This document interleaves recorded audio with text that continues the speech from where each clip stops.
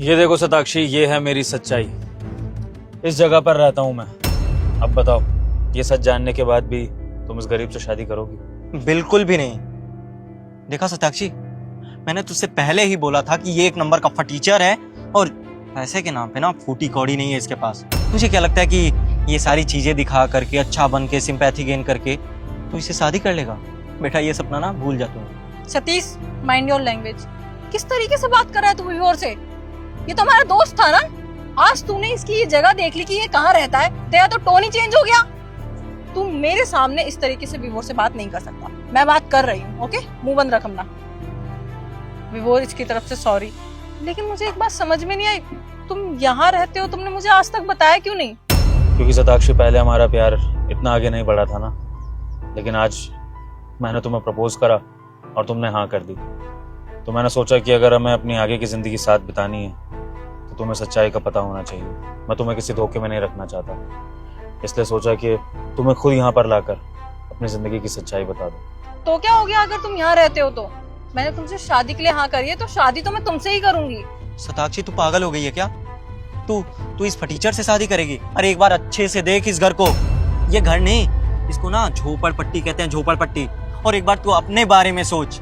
अरे बचपन से अब तक कभी भी किसी चीज की ना कमी नहीं हुई तुझे। तेरे पापा ने तुझे बड़े लाड प्यार से पाला है, कभी किसी चीज की कमी नहीं होने दी। और तू यहाँ शादी करके तू इसके साथ रहेगी? सोच अपने बारे में, क्यों अपना फ्यूचर बर्बाद कर रही है तू? मेरा 4 साल से दोस्त है ना, बेस्ट फ्रेंड है मेरा, मुझे सबसे अच्छे से जानता है। तुझे अच्छे से पता है कि मैं जमीन पे पैर नहीं रखूंगी, लेकिन तुझे ये नहीं पता कि मैं जिस इंसान से प्यार करती हूँ उसे किसी भी हालत में नहीं छोड़ूंगी। और विभोर से मैं प्यार करती हूँ, ये बात तुझे भी पता है। 2 साल हो गए मुझे इसके साथ। और एक तो तुमने मुझे पहले नहीं बताया। अगर मुझे पहले भी बताया होता ना, तब भी मेरा सेम रिप्लाई होता कि मैं तुम्हारे साथ ही रहना चाहती हूँ और तुमसे ही प्यार करती हूँ। तुम कहीं भी रहो, मुझे चलेगा। और ये सब छोड़ो, मुझे एक बात समझ में नहीं आई, अगर तुम इतने लो क्लास हो, मतलब ऐसी जगह रहते हो, तो तुम्हारा एडमिशन हमारे कॉलेज में कैसे हुआ? वहाँ पे तो सारे बड़े घर के बच्चे पढ़ते हैं और वहाँ की फीस भी बहुत ज्यादा है। और इसलिए मुझे भी लगा था कि तुम भी अच्छे घर से होगे। स्कॉलरशिप मिली थी मुझे तुम्हारे कॉलेज में एडमिशन के लिए, क्योंकि मेरे 12th में मार्क्स अच्छे आए थे। इसी बेसिस पर कम फीस में मेरा गुजारा हो जाता है। लेकिन स्कॉलरशिप मिलने से क्या होता है? तुम्हारा स्टैंडर्ड तो मैं मैच नहीं कर सकता ना। और तुम्हारा दोस्त बिल्कुल ठीक कह रहा है, मेरा तुम्हारा कोई मैच नहीं है सताक्षी। देखो ना, ये 4 ईंटों के घर में रहता हूँ और तुम महलों में रहती हो, तो हमारा कुछ भी नहीं हो पाएगा। मैं तुम्हें ये सच्चाई इसलिए दिखाने लाया हूँ ताकि तुम्हारे ऊपर से मेरे प्यार का पर्दा हट जाए और तुम कोई अच्छा अमीर खानदान का लड़का चूज करो अपने लिए। मेरे साथ अपनी जिंदगी मत बर्बाद करो। यार विभोर, तुम्हें समझ में आ रहा है कि तुम मुझसे क्या बोल रहे हो? और जितना ज्ञान तुम मुझे अभी दे रहे हो ना, शायद इतना ज्ञान तुमने मुझे तब दिया होता जब मैं तुमसे पहली बार मिली थी, तो शायद मैं तुमसे शादी के लिए राजी ना होती। और अब मुझे तुमसे प्यार हो चुका है और मैं तुमसे ही शादी करूंगी, चाहे तुम मुझे इस घर में रखो, चाहे तुम मुझे कहीं भी रखो। लेकिन इस चीज की नौबत ही नहीं आएगी यार। मेरे पापा बहुत बड़े बिजनेसमैन हैं और मैं उनकी एक लौती बेटी हूँ, तो सब कुछ मुझे ही हैंडल करना है इन फ्यूचर। तो दोनों मिलके हैंडल करेंगे ना, क्या दिक्कत है? ये तो मेरे लिए और शर्म की बात है सताक्षी कि मुझे तुम्हारे पापा के रहमो करम पे जीना पड़ेगा। घर जमाई बन जाऊंगा ना, तो क्या फिर तुम्हारे पापा मेरी इज्जत करेंगे? और दुनिया तो मुझे गोल्ड डिगर बोलेगी, कहेगी कि मेरी लड़की फंसा ली और अब उसके घर जाकर उसकी जायदाद पर कब्जा कर रहा है। और तुम्हारे पापा को भी लोग भड़काएंगे और फिर एक दिन इस रिश्ते का अंत हो जाएगा। तो तब वो सब हो, इससे अच्छा है कि अभी हम अलग हो जाते हैं। तुम्हारी भलाई इसी में है। गरीब और अमीर का कोई मैच नहीं होता सताक्षी, कुछ भी नहीं हो सकता है हमारा। ये दुनिया हंसेगी हम पर। अरे मेरी छोड़ो, मेरी तो कोई इज्जत नहीं है, लेकिन तुम्हारी तो है ना।